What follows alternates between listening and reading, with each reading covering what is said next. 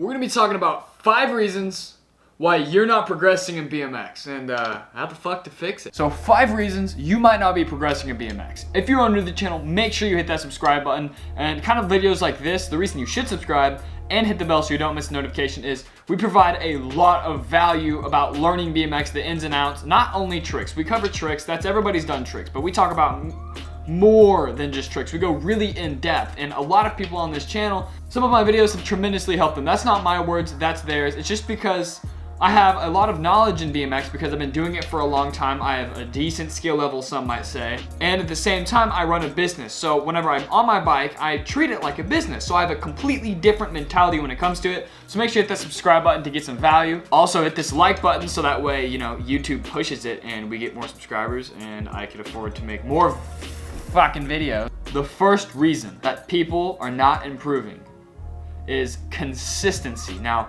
I took this to the extreme. So, kind of when I was starting my first business, no, we're not gonna talk about, when I was first starting this YouTube channel, the one thing that I was told by a bunch of successful YouTubers to be consistent, be super consistent, always be grinding, always be doing it. So I translated that into BMX. So what I did is I was very consistent. I got on my bike every single day. Even the days that I had no time to BMX, I would have my bike in my room as I'm watching TV. I'd practice the motion of bar spins. I'd think about tricks in my head. I was so obsessed. I would just have my hands on my bike. I would sit on my bike. I would just touch it. I would be on the bike some way, somehow. I might not be riding. I might be in my room, but I had the bike in my hands. I got comfortable with it. I understood the bike. I lifted it up, put it back down. I understood what it was. I knew what I wanted to do because I was sitting there visualizing, practicing the motion. And I'd go to the skate park and I'd consistently, every single day, put in the work. So some people, they'll go out there and they'll consistently do tricks. They'll consistently ride, but maybe they're not consistently trying to progress. Like subconsciously, maybe you're just kind of going out, staying in your comfort zone, but the whole consistency thing only works if you're really trying to progress every time that you get on your bike.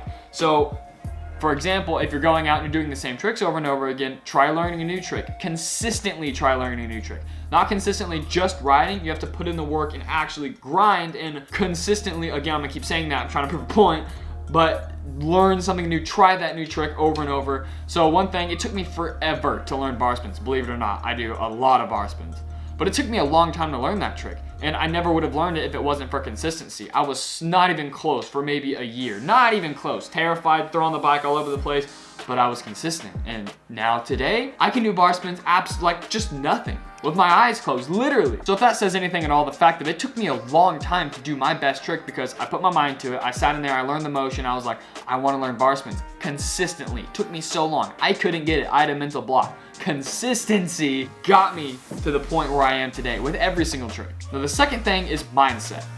A lot of people are scared to do tricks. Maybe they think they can't do it, but if you think about it, your bike is a maximum of a 30-pound little object. You are in control of the bike. Don't feel like the bike's in control of you. When you get on your bike, have confidence and know it can do anything. If it's physically possible, you can do it. What's the difference between me and you? Nothing. It's just the mindset. You think you can't bar spin? It's super simple. You just pinch your seat and do the motion. Anybody in the universe could do it, but it's all about the mindset. They're afraid. You've just got to commit. And some people think that their bike can't do certain things. I've heard a lot of people say, well, I can't tail it because my bike is too long, it's too heavy. That's not true. I've tailed very heavy bikes. It makes no difference because it's all form. Even if I'm riding a 40-pound bike, 40 pounds is not a lot of weight. There's a fly in my face. Where the fuck did you come from? 40 pounds is not a lot of weight. Yeah, maybe it's more than someone with a 15-pound bike and they might have a little bit of an advantage, but when it comes down to it, it's still not heavy. You've got it, you can do it. The third thing is having the proper bike. Now, what do you mean, Grayson? You just said that it doesn't matter what bike you ride. Well, it doesn't matter the condition or the skill level. How do you put this? It doesn't matter how good your bike is, but if you're maybe 12 years old and you're riding a 21-inch frame, that's not gonna work out right. It's just, like if you think about it, it'd be like me trying to do everything I do on like a 30-inch bike. Like it doesn't make any sense. It's not the right geometry for you. It's just not fit for your build. It's off. So I see a lot of younger kids complaining that they can't do tricks because of their bike. Well, your bike is perfectly fine. but it's too big for you. It doesn't have to do with the parts or the weight or the quality. It's because the bike is simply too big for you. The bike doesn't react the same way. Your arms are way more stretched out. My arms are right here. I have more of an advantage. So kind of take that into consideration. It's not the quality of your bike, but if the bike is quality to you. The fourth thing we're gonna talk about is safety gear. Now, don't let anybody convince you that you're a fucking pussy because you wear pads. I started wearing a lot of pads. I go to the skate park. Well, I had to wear a helmet because first of all, the skate park I grew up with made you wear a helmet, otherwise they'd kick your ass out. And I would wear ankle pads. I never really wore knee pads, just uncomfortable. But I wore shin pads for years, maybe 3-4 years in a row. I wore all that stuff all the time, besides the helmet if I didn't have to, because just personally, I just don't like helmets. I see you in the comments right now, but Greyson, you're gonna get brain damage, you fucking dumbass. You know what? That's my decision. I haven't gotten I have gotten brain damage, but I was wearing a helmet. Anyway, so the reason that I highly recommend safety gear is because sometimes, for example, when I was learning tail whips, I landed my first tail whip in shorts and low tops. I had no confidence. I landed it all luck, and it took me forever because I always rode with no pads trying to learn a very painful trick. And this goes for any trick.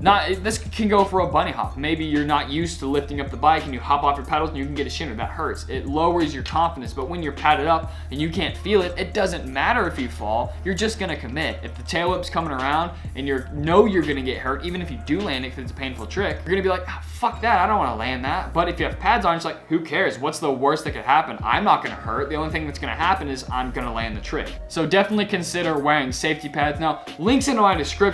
Check out I have a BMX store. It's on Amazon. It's like the first ever made. It's my BMX store. Go check out the safety gear section and pick yourself up. I like the shadow light pads because you don't feel them, you don't see them, and also they're actually protective. That's the ones I use. I don't like the big bulky sons of bitches. Those aren't me. In fact, when I wear those, it's too much padding and I'm uncomfortable. These are comfortable, natural, they're perfect, unsponsored. I'm not being paid to say this.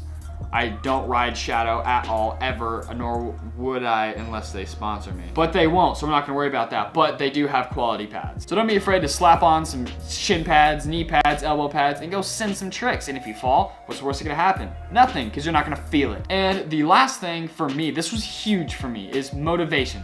So whenever you start riding, you're super motivated, right? You go watch edits, you go watch your favorite rider, you go out and you try stuff. And you're not really improving. Or if you are, you just don't have the motivation to improve. Well, what I did is I would just make myself learn a new trick every day, every week, every month. I would make myself learn a trick, depending on your fucking motivation, I guess. Just make yourself learn a trick, because literally every time I get burnt out on BMX, I'm like, I'm doing the same stuff, it's boring, like I don't know what to do. I learn a new trick, then I become obsessed with that trick.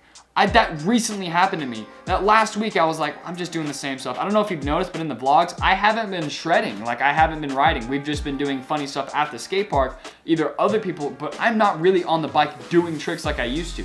But that's gonna change because I just learned switch bars. Now I've always been able to switch bar, but something clicked with me the other day, and now I can just toss them like absolutely nothing. So you're gonna see more bar variations, but you're gonna see a lot different ones. So motivation is a big thing, but here is really what helped me. I challenged myself to put out an Instagram edit either every day or every other day. I don't remember, it was a long time ago. I do this with YouTube now instead, but what I would do is I would make myself go out and create a video of me riding, where it's like one trick, whether it's two tricks, one clip a day. So if you're doing one clip a day and you hold yourself to that a month, you're gonna be constantly progressing, constantly motivated, because you're like, oh, I gotta go get this video. I've gotta do a trick. Well, and you don't wanna do the same trick over and over, and no one's gonna care. You're gonna wanna keep learning, keep progressing. Naturally, that's subconscious. You're gonna be like, well, they're not gonna wanna see me do 8 million bar spins. I gotta learn a tail whip. That's what I did. And with this, I used the vlog as that. Ever since I started vlogging, you guys can see me do my first 180 tutorial when I could barely 180. And now you guys are seeing me like half cab whip on flat ground and stuff. So just holding yourself accountable, or even having an audience, or just a following, or even one friend, or just yourself holding accountable for going out and getting clips and just making not you, if you don't have the personal motivation and drive, everybody in here, you guys will. I hope that last one makes sense, but just even starting a YouTube channel and trying to go vlogging your skate park sessions, after a while, you're gonna be like, well, this is boring, I'm doing the same stuff. I need to elevate, I need to grow, I need to motivate myself to do more tricks, keep you entertained, keep myself not burnt out on BMX. So those are 5 just little tips to help you guys progress. So I hope you consider all of these. And this is the type of video that you might have to watch 2 or 3 times full way through because I talk fast and you might have just been kind of zoning out. You may have looked at someone. You may have forgotten a crucial component. So yeah, don't feel weird if you're watching my videos over and over. Anyway, let me know in the comments below if you feel like you're getting stuck and if this video helped you. If not, go follow me on Instagram at Greyson Roberts. Send me a DM and I'll try to help you in the best way I can. Until next time, peace out, Boss Squad. Go get your